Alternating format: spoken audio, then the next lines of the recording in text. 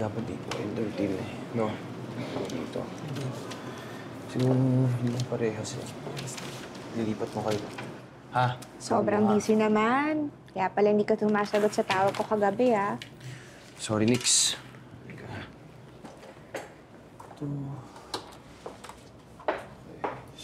Okay ka lang ba? Medyo kulang lang sa tulog. Saan ka ba galing kagabi?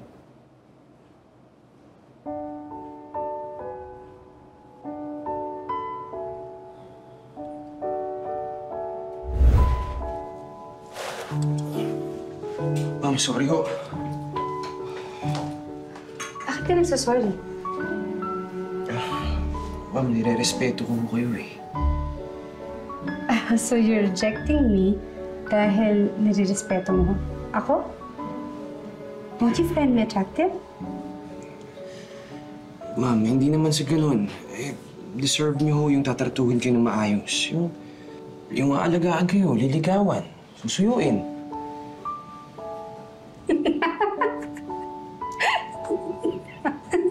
May nakakatawa po ba? Wala. I just find you attractive as well.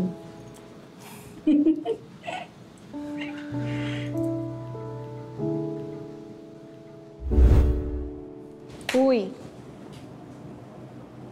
Ha?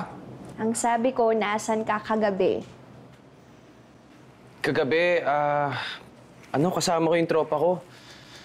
May problema sa babae, kaya hindi kita nasagot.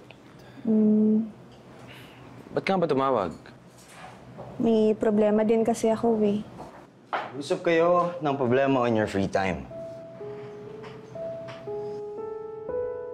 But for now, Mika, may meeting tayo regarding Horizon mo. You do want this project. Yes po, sir. Then act like you really want it. Opo. Nandito kayo para magtrabaho. Hindi kayo nandito para mag-therapy at mag-share ng personal niyong problema. Is that clear? Yes po. Sige na. Let's go.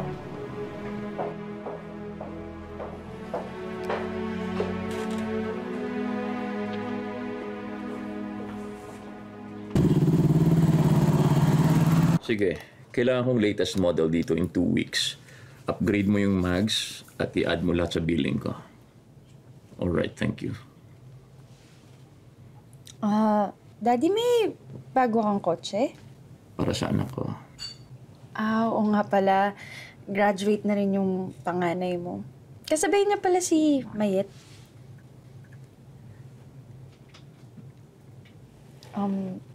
Actually, Daddy, papaalam ko sana yun. Baka, pwede ako umuwi sa amin. Kahit mga 3 days lang. Para lang sa graduation ni Mayet. Please, Daddy. Isang araw lang ang graduation. Bakit 3 days ang kailangan mo? Siyempre, Daddy, na-miss ko rin naman yung pamilya ko. Kung gusto mo, attend ka ng ceremony, pero dito ka pa rin umuwi.